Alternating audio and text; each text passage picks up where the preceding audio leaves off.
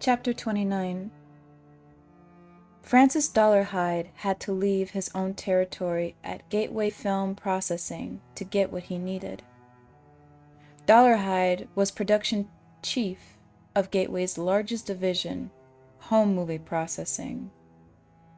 But there were 4 other divisions. The recessions of the 1970s cut deeply into home movie making, and there was increasing competition from home video recorders. Gateway had to diversify. The company added departments which transferred film to videotape, printed aerial survey maps, and offered custom service to small format commercial filmmakers. In 1979, a plum fell to Gateway. The company contracted jointly with the Department of Defense and the Department of Energy to develop and test new emulations for infrared photography. The Department of Energy wanted sensitive infrared film for its heat conversation studies. Defense wanted it for night reconnaissance. Gateway bought a small company next door, 𝘈�々Chemical, in late 1979 and set up the project there. 𝘈𝘁 walked across to 𝘈𝘀 on his lunch hour until there was a scrubbed blue sky, carefully avoiding the reflecting puddles on the asphalt. Lowndes' death had put him in an excellent humor. Everyone at 𝘈𝘀 seemed to be out for lunch. He found the door he wanted at the end of a labyrinth of halls. The sign beside the door said, "Infrared sensitive materials in use. No safe lights. No smoking. No hot beverages." The red light was on above the sign. 𝘈𝘁 pushed a button and, in a moment, the light turned green. He entered the light trap and rapped on the inner door. "Come," a woman's voice. Cool, absolute darkness. The gurgle of water, the familiar smell of D76 developer, and a trace of perfume. "I'm Francis 𝘈𝘁. I came about the dryer." "Oh, good. Excuse me, my mouth is full. I was just finishing lunch." He heard papers wadded and dropped in a wastebasket. "Actually, Ferguson wanted the dryer," said the voice in the dark. "He's on vacation, but I know where it goes. You have one over at Gateway?" "I have 2. One is larger. He didn't say how much room he has." 𝘈𝘁 had seen a memo about the dryer problem weeks ago. "I'll show you if you don't mind a short wait." "All right." "Put your back against the door." Her voice took a touch of the lecturer's practice tone. "Come forward 3 steps until you feel the tile under your feet, and there will be a stool just to your left." He found it. He was closer to her now. He could hear the rustle of her lab apron. "Thanks for coming," she said. Her voice was clear, with a faint ring of iron in it. "You're head of processing over in the building, right?" "Mm-hmm." "The same Mr. D who sends the rockets when the requisitions are filed wrong?" "The very one." "I'm Reba McLean. Hope there's nothing wrong over here." "Not my project anymore. I just planned the dark room construction when we bought this place. I haven't been over here in 6 months." A long speech for him, easier in the dark. "Just a moment more, and we'll get you some light. Do you need a measuring tape?" "I have one." 𝘠𝘕𝘰 found it rather pleasant, talking to the woman in the dark. He heard the rattle of a purse being rummaged, the click of a compact.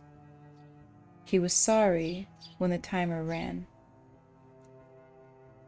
"There we go. I'll put the stuff in the black hole," she said.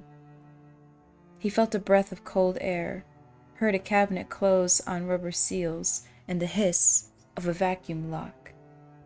A puff of air and fragrance touched him as she passed. 𝘠𝘕𝘰 pressed his knuckle under his nose, put on his thoughtful expression, and waited for the light. The lights came on. She stood by the door smiling in his approximate direction. Her eyes made small random movements behind the eyelids. He saw her white cane propped in the corner. He took her hand away from his face and smiled. "Do you think I could have a plum?" he said. There were several on the counter where she had been sitting. "Sure, they're really good."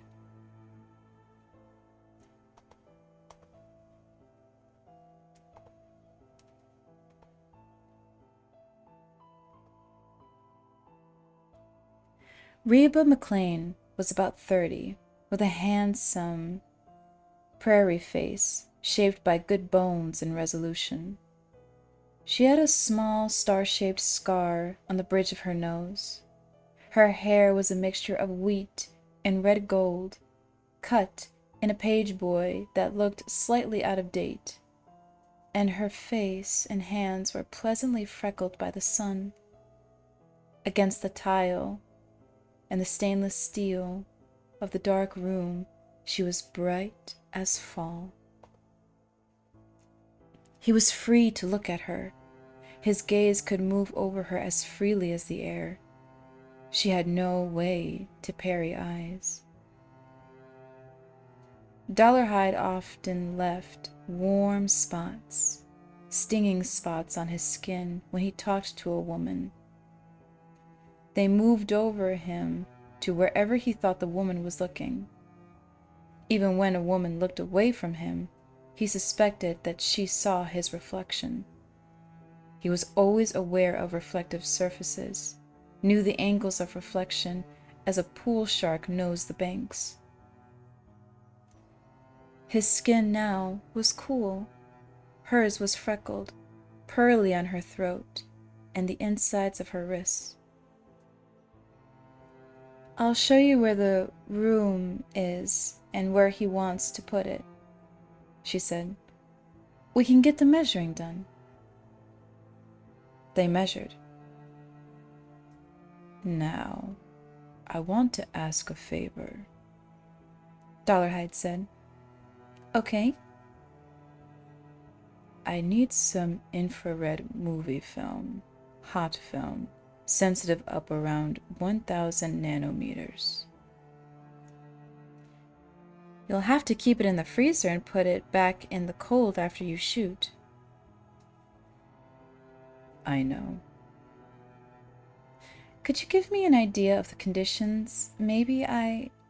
Shooting at maybe 8 feet, with a pair of Raton filters over the lights." It sounded too much like a surveillance rig. "At the zoo," he said. "In the world of darkness, they want to photograph the nocturnal animals." "They must really be spooky if you can't see or use commercial infrared." "Mm-hmm."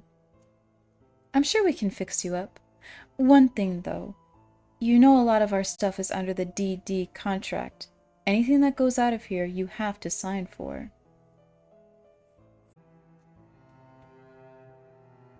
"Right."